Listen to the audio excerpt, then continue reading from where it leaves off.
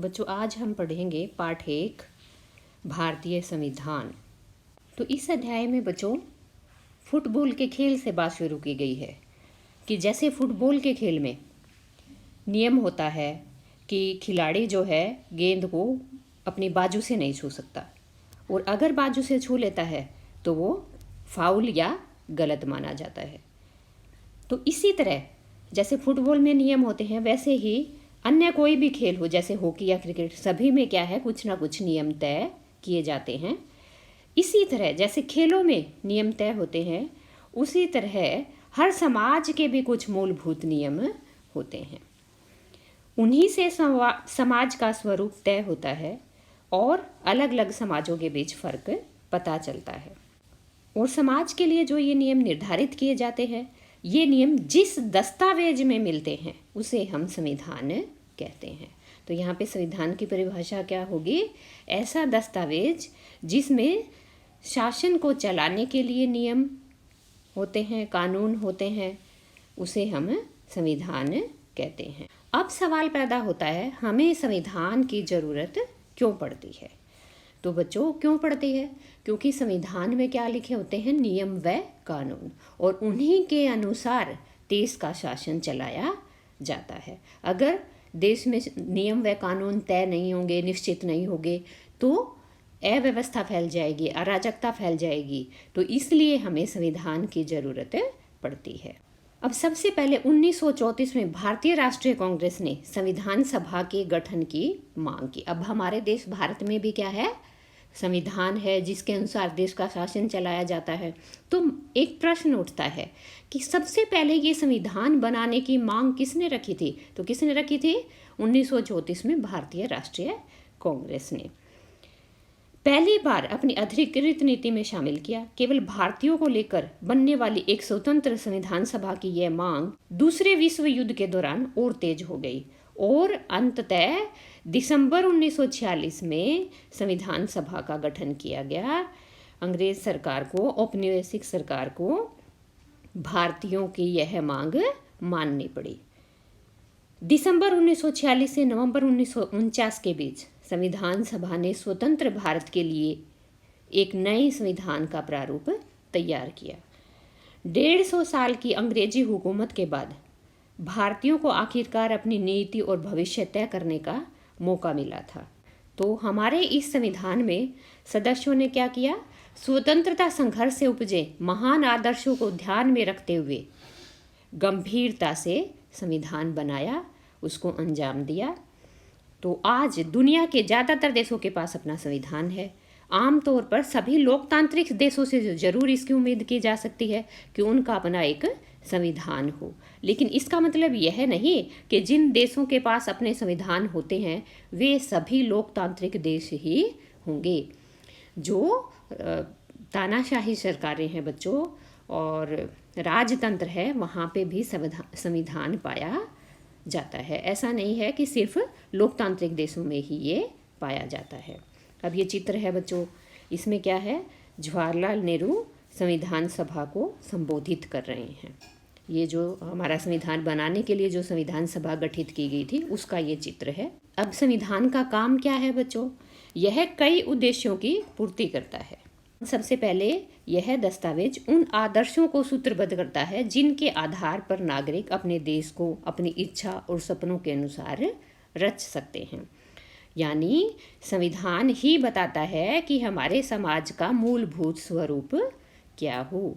देश के भीतर आमतौर पर कई समुदाय रहते हैं और उनके बीच कई बातें समान होती है बच्चों, लेकिन जरूरी नहीं कि वे हर मुद्दे पर सहमत हों, हर मुद्दे पर समान हों।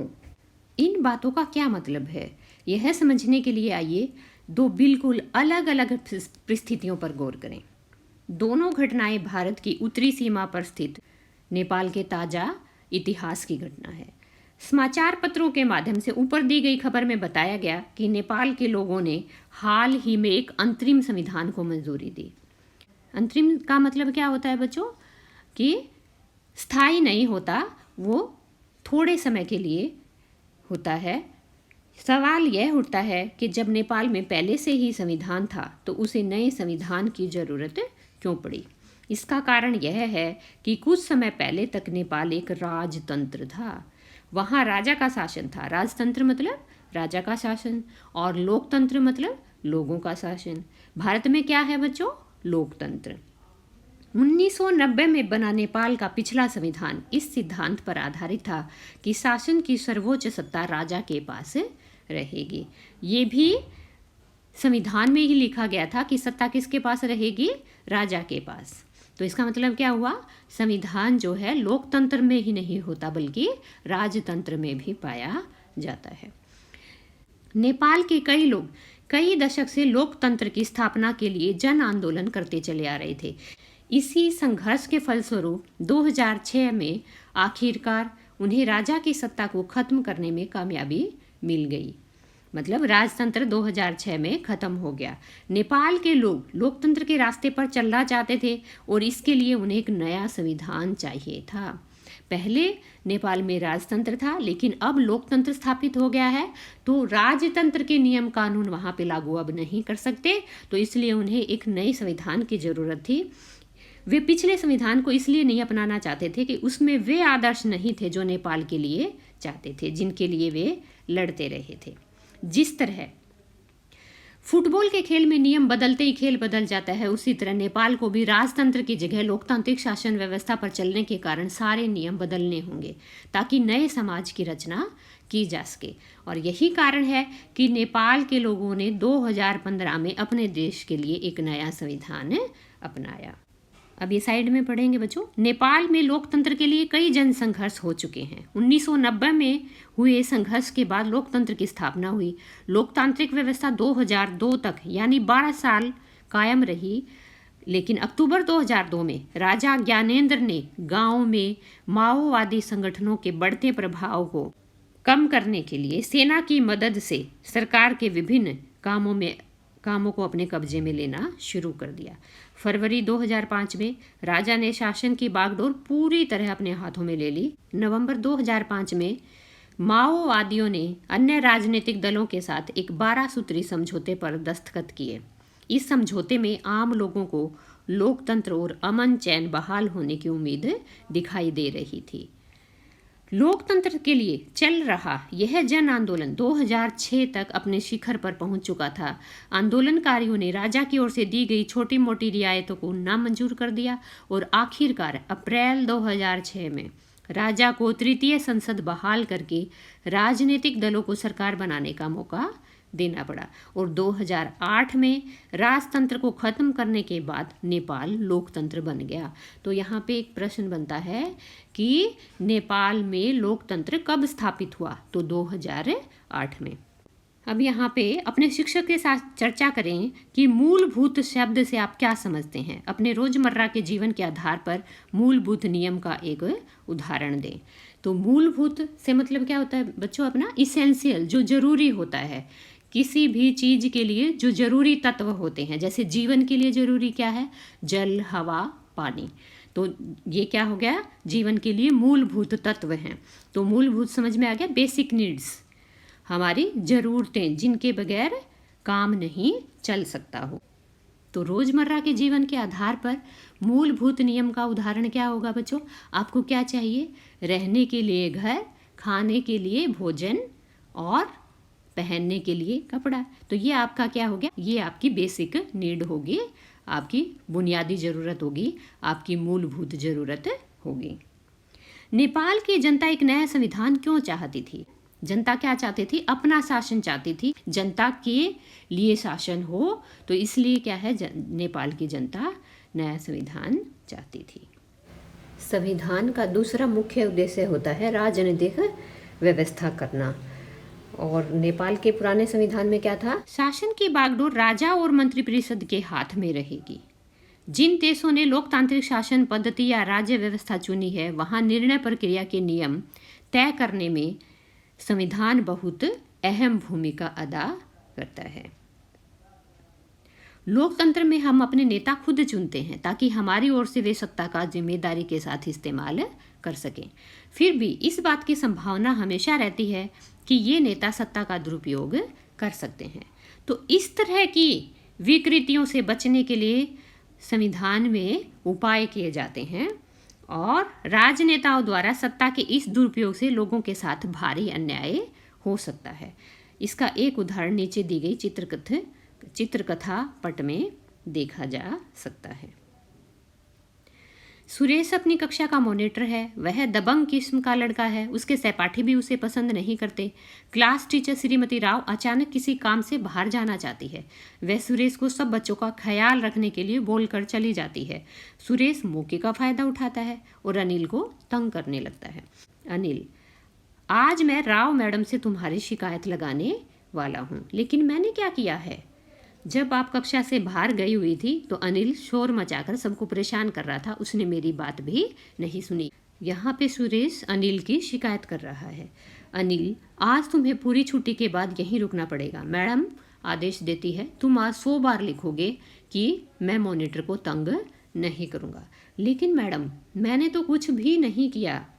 मॉनिटर अपनी शक्ति का किस तरह दुरुपयोग कर रहा है? अभी आप यहाँ बताएंगे कि किस तरह से दुरुपयोग कर रहा है अपनी शक्ति का। इसी तरह से जो सरकार है या सरकार के जो मंत्री है वो अपनी शक्ति का दुरुपयोग कर सकते हैं। इसीलिए संविधान में ये व्यवस्था की जाती है कि लोकतंत्रीय सरकार में ये व्यवस्था की जाती है कि कोई भी सरकार का मंत्री अपनी शक्ति का दुरुपयोग ना करे। नीचे दी गई किस परिस्थिति में मंत्री को अपनी सत्ता का दुरुपयोग का दोषी कहा जाएगा? तो ये एक प्रश्न यहाँ पूछा है। नंबर 1, जब वह ठोस तकनीकी कारणों से अपने मंत्रालय की किसी परियोजना को नामंजूर कर देता है। यहाँ पे बच्चों क्या दिया गया है कि किसी ठोस तकनीकी कारण, वजह दी गई है कि कोई तकनीकी कारण है जिससे वो नामंजूर कर रहा है किसी परियोजना को, तो इसमें तो दुरुपयोग हम नहीं कह सकते। खा है, जब वह अपने पड़ोसी को अपने सुरक्षा कर्मियों से पिटवाने की धमकी देता है। अब यहाँ पे वो अपनी सत्ता का दुरुपयोग कर रहा है बच्चों। ग, जब वह थाने में फ़ोन करके पुलिस अधिकारियों पर दबाव डालता है कि उसके किसी दोषी रिश्तेदार के खिलाफ FIR दर्ज न की जाए, तो यहाँ पर भी बच्चों वह अपनी सत्ता का दुरुपयोग कर रहा है। लोकतांत्रिक समाजों में प्राय संविधान ही ऐसे नियम तय करता है जिनके द्वारा राजनेताओं के हाथों सत्ता का दुरुपयोग न हो सके, और भारतीय संविधान देश के सभी व्यक्तियों को समानता का अधिकार देता है। हमारा संविधान कहता है कि धर्म, नस्ल, जाति, लिंग और जन्म स्थान के आधार पर देश के किसी भी नागरिक के साथ भेदभाव नहीं किया जा सकता। इस प्रकार समानता का अधिकार भारतीय संविधान में दिया गया एक मौलिक अधिकार है। अब हम पढ़ेंगे कि कोई भी ताकतवर समूह किसी दूसरे या कम ताकतवर समूह या लोगों के खिलाफ अपनी ताकत का इस्तेमाल ना करे, इसके लिए संविधान क्या व्यवस्था करता है, ये भी हम एक चित्रकथा पट की मदद से समझेंगे। खेलों की घंटी शुरू होने वाली है, चलो आज कुछ अलग खेलते हैं। बास्केटबॉल नहीं, हम तो क्रिकेट ही खेलेंगे। यहाँ पे 2 ग्रुप है, एक क्रिकेट खेलना चाह रहा है और एक बास्केटबॉल। शिक्षक इस विवाद को हल करने के लिए दोनों पक्षों को हाथ उठाकर अपनी राय बताने के लिए कहते हैं। अब यहाँ पे ये लड़कियाँ कह रही हैं, हमें सदा वही करना पड़ता है जो लड़के चाहते हैं क्योंकि उनकी संख्या कक्षा में ज़्यादा है। मैडम को फैसला लेने का कोई और तरीका सोचना चाहिए ताकि हमारी इच्छा पर भी गौर किया जाए। हाँ, हम जीत गए। लड़के ज़्यादा हैं संख्या में, बहुसंख्यक है तो उनका जीतना तय है। यह तो होना ही था, लड़कों की संख्या कक्षा में ज़्यादा है। तो इस तरह के अस्वस्थ हालात लोकतांत्रिक समाजों में भी पैदा हो सकते हैं, जहां बहुमत वाला गुट लगातार ऐसे फैसले लागू करता रहता है जिनमें अल्पसंख्यकों की सहमति नहीं होती और उनका नुकसान होता है। जैसा कि इस चित्रकथा पट से पता चलता है, बहुमत की निरंकुशता का खतरा हर समाज में बना रहता है। तो निरंकुशता क्या है बच्चों?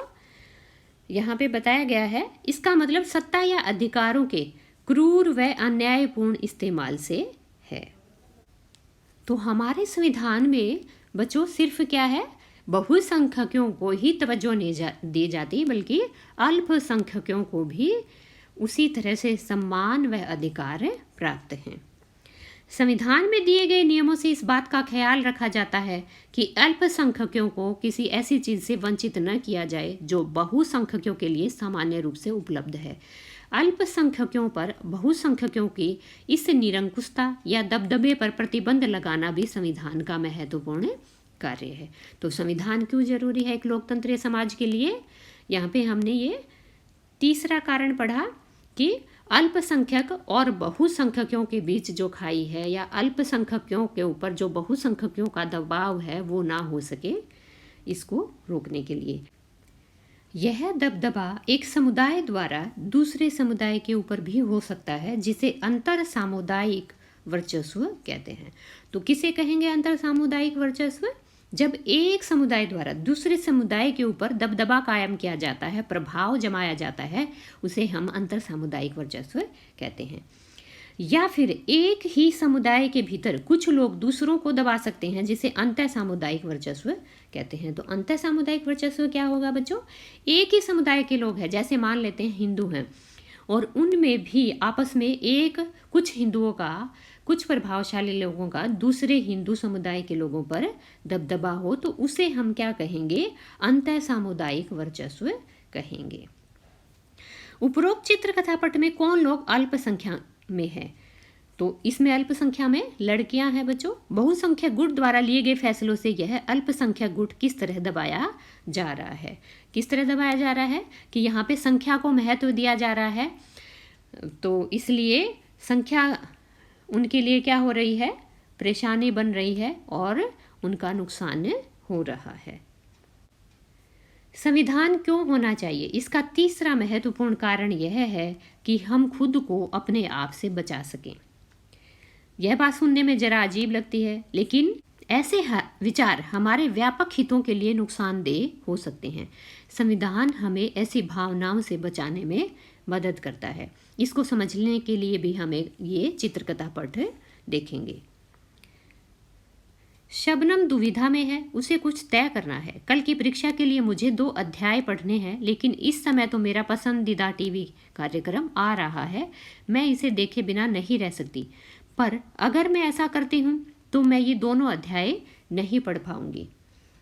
शबनम, तुम परेशान लग रही हो, क्या बात है? मम्मी पूछती है। मुझे यह टीवी कार्यक्रम देखना है, लेकिन कल मेरी परीक्षा भी है। अगर आप लोग टीवी देखेंगे तो मेरा भी टीवी देखने का मन जरूर करेगा। मुझे एक बात सूझ रही है, अगर आज की रात कोई भी टीवी ना देखे तो तब शायद मेरा मन भी नहीं लल जाएगा। अच्छा हुआ कल मैंने टीवी नहीं देखा, उन आखिरी 2 अध्यायों में से इतने सारे सवाल आए हैं।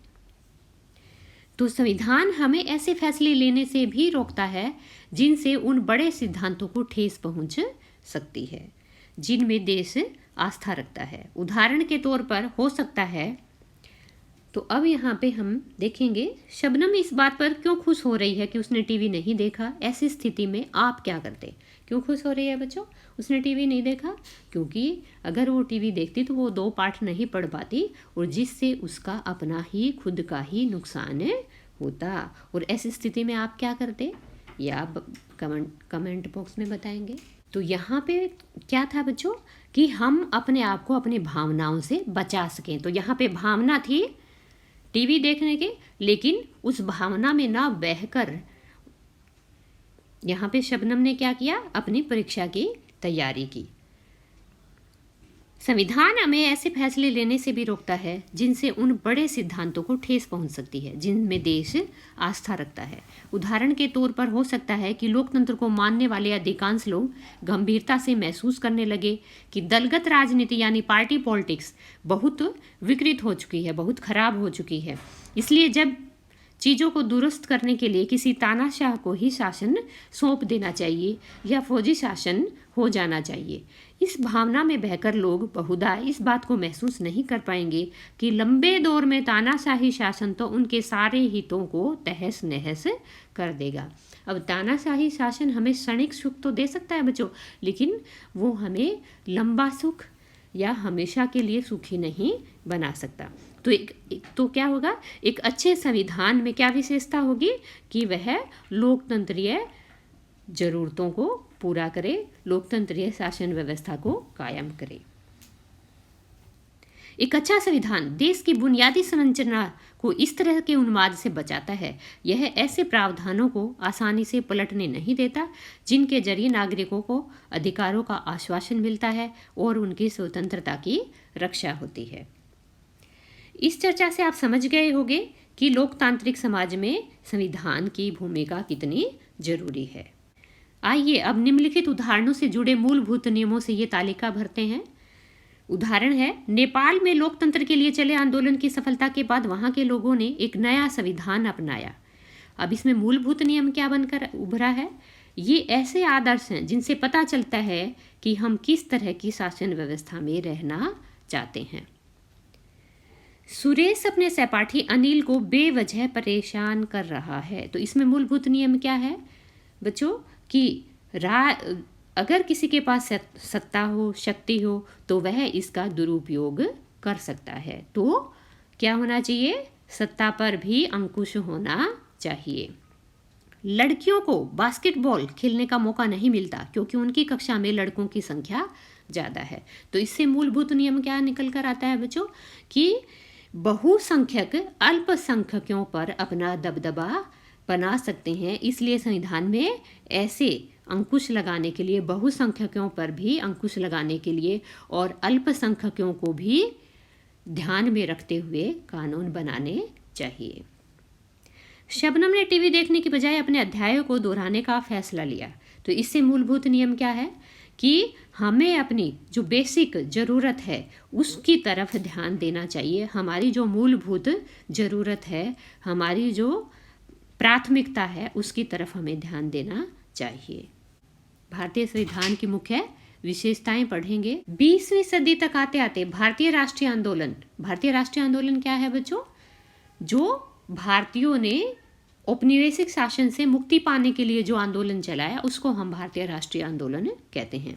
यह कई दशक पुराना हो चुका था। स्वतंत्रता संघर्ष के दौरान राष्ट्रवादियों ने इस बात पर काफी विचार किया था कि स्वतंत्र भारत किस तरह का होना चाहिए। ब्रिटिश शासन के अंतर्गत उन्हें जिन नियमों को मानना पड़ता था वे उन्होंने खुद नहीं बनाए थे। तो अब वो क्या चाहते थे?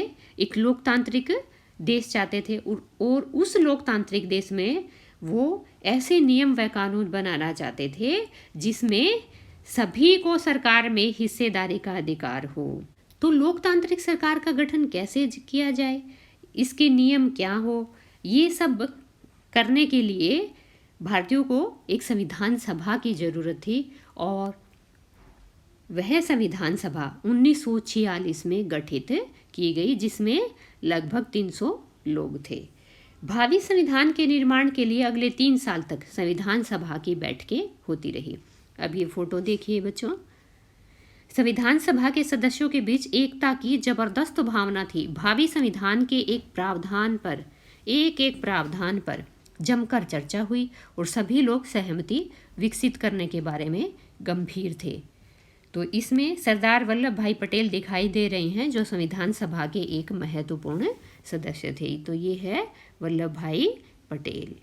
संविधान सभा के इन सदस्यों के सामने एक बड़ी जिम्मेदारी थी। क्या जिम्मेदारी थी? भारत में क्या है, विभिन्न समुदायों के लोग रहते हैं, विभिन्न जातियों के लोग रहते हैं, विभिन्न धर्मों के लोग रहते हैं।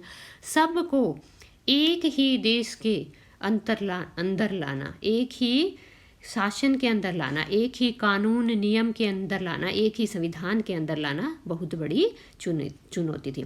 और राष्ट्रीय एकता को बनाए रखते हुए विविधता के प्रति गहरा सम्मान भी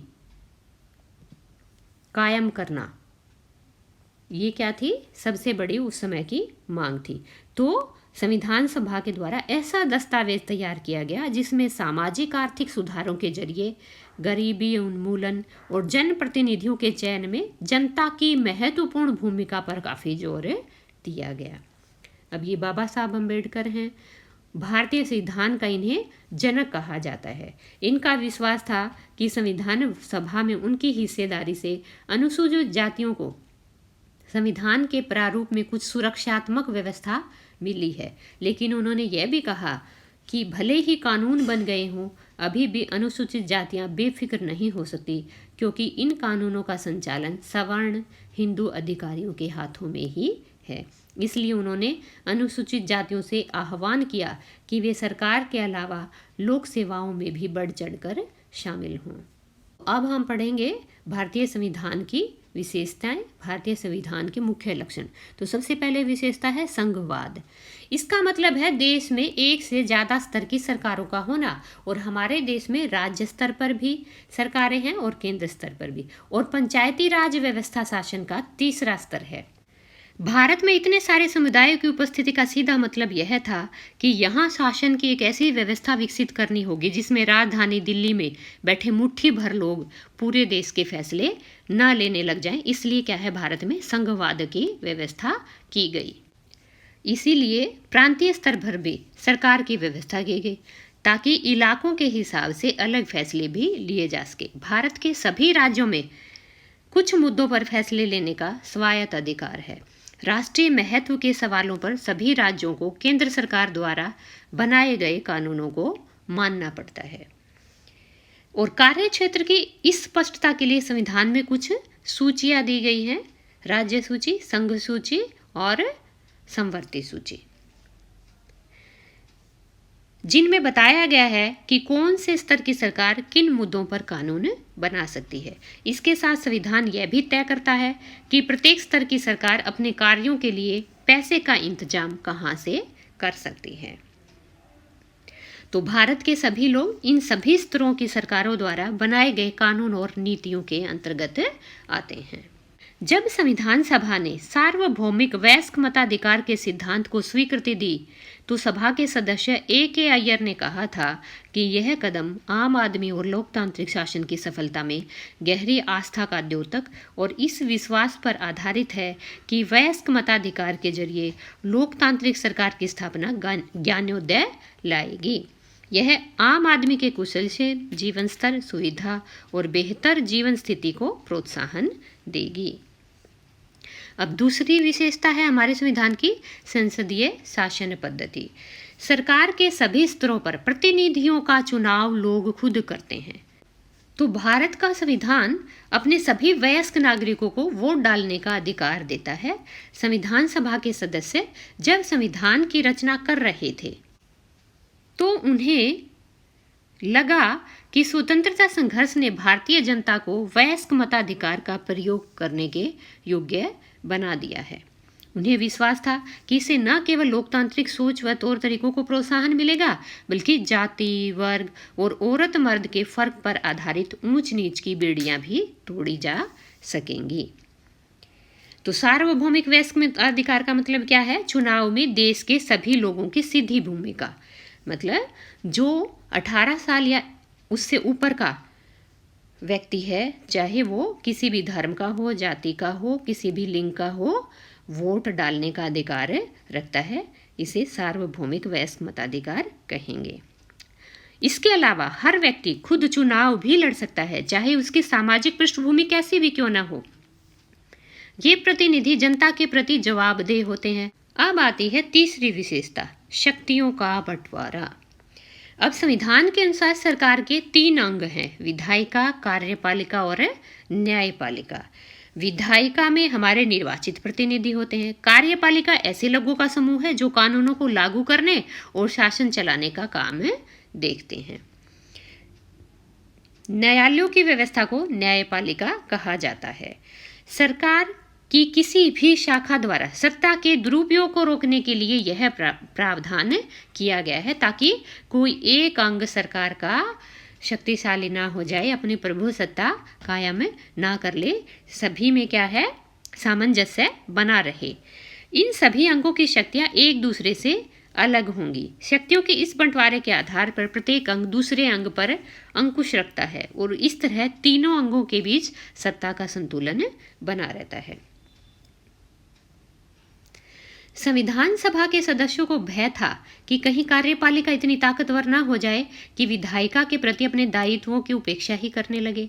इस आशंका को ध्यान में रखते हुए ऐसे प्रावधान किए गए जिनसे क्या है, सभी अंग आपस में एक दूसरे के ऊपर अंकुश रखते हैं।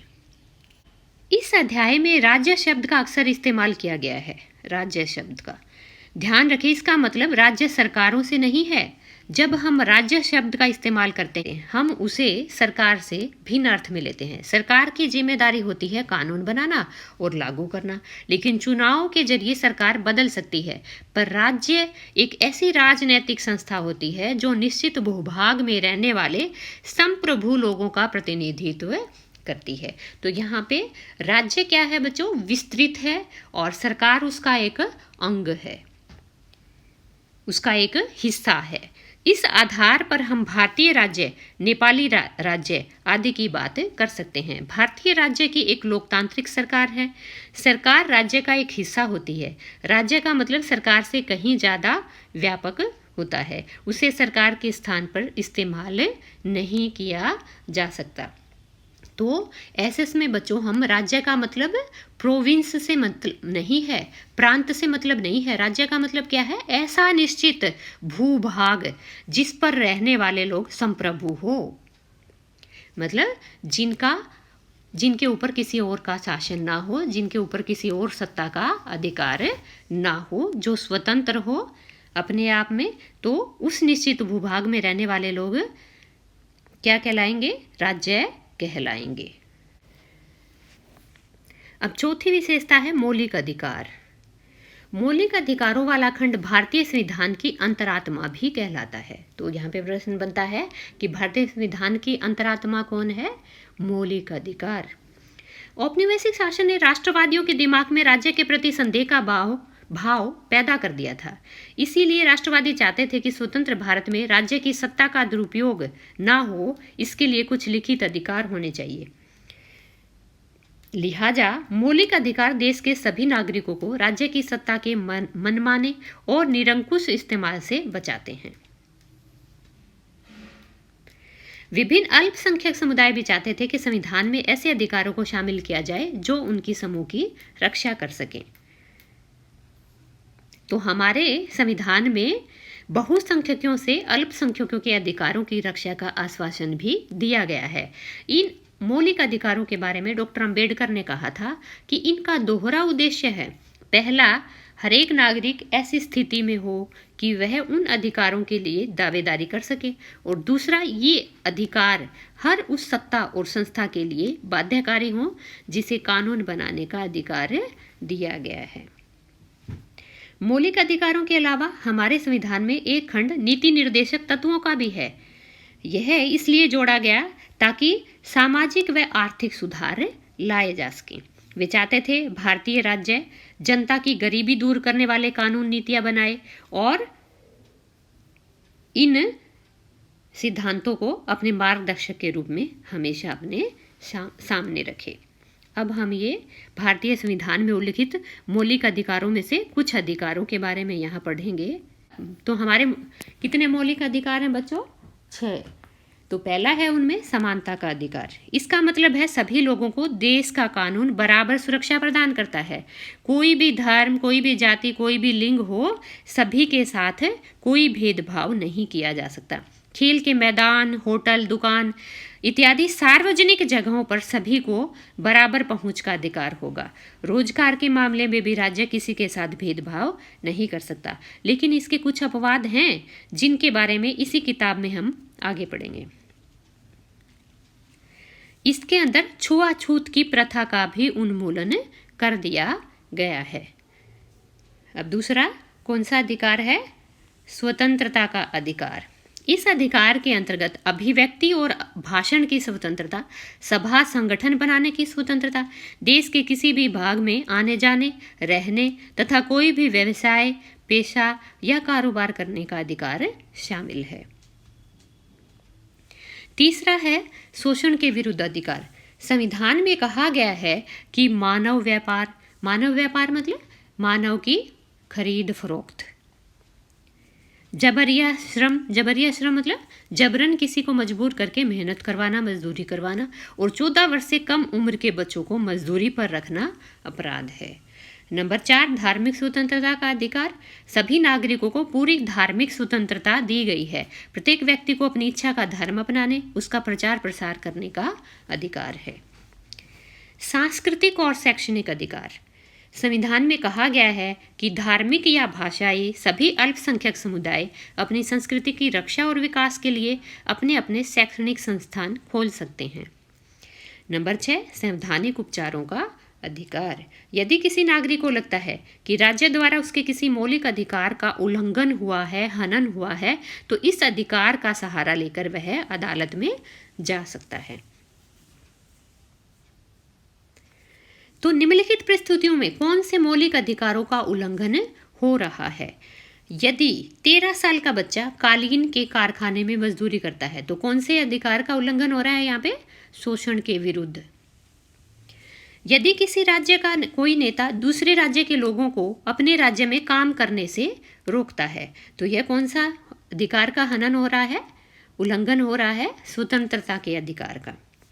यदि किसी जनसमूह को राजस्थान में तेलुगु माध्यम के स्कूल खोलने की अनुमति नहीं दी जाती है तो ये कौन से अधिकार का उल्लंघन है? सांस्कृतिक और शैक्षणिक अधिकार का। यदि सरकार सशस्त्र बलों में कार्यरत किसी अधिकारी को इसलिए पदोन्नति नहीं दे रही है क्योंकि वह अधिकारी महिला है तो ये कौन से अधिकार का उल्लंघन हो रहा है? समानता के अधिकार का।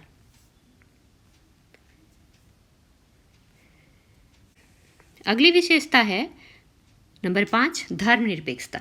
अब धर्मनिरपेक्षता क्या होती है बच्चों? धर्मनिरपेक्ष राज्य वह होता है जिसमें राज्य अधिकृत रूप से किसी भी धर्म को राजकीय धर्म के रूप में बढ़ावा नहीं देता।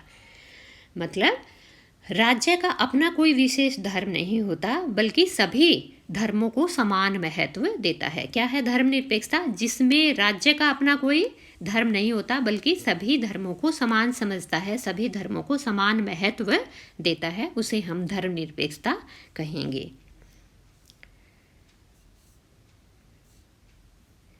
अब संविधान में मूल कर्तव्यों का भी उल्लेख किया गया है। अपने शिक्षक की सहायता से पता लगाएं कि वे कर्तव्य कौन से हैं। तो और लोकतंत्र में नागरिकों द्वारा इन कर्तव्यों का पालन करना क्यों महत्वपूर्ण है। तो ये देखिए मौलिक कर्तव्य बच्चों। तो मौलिक कर्तव्य क्या है बच्चों? अपने आसपास पर्यावरण की रक्षा करना और सार्वजनिक जगहों की सुरक्षा रखना तो हमारे अधिकार ही नहीं है बच्चों, अधिकारों के साथ साथ हमारे कर्तव्य भी बनता है कि हम अपने अधिकारों की तो रक्षा करें लेकिन दूसरों को भी उनके अधिकारों का इस्तेमाल करने दें। अब ये तस्वीर है बच्चों, इसमें 24 जनवरी 1950 को संविधान सभा के विभिन्न सदस्य अपनी आखिरी बैठक में संविधान की एक प्रति पर हस्ताक्षर कर रहे हैं। धन्यवाद।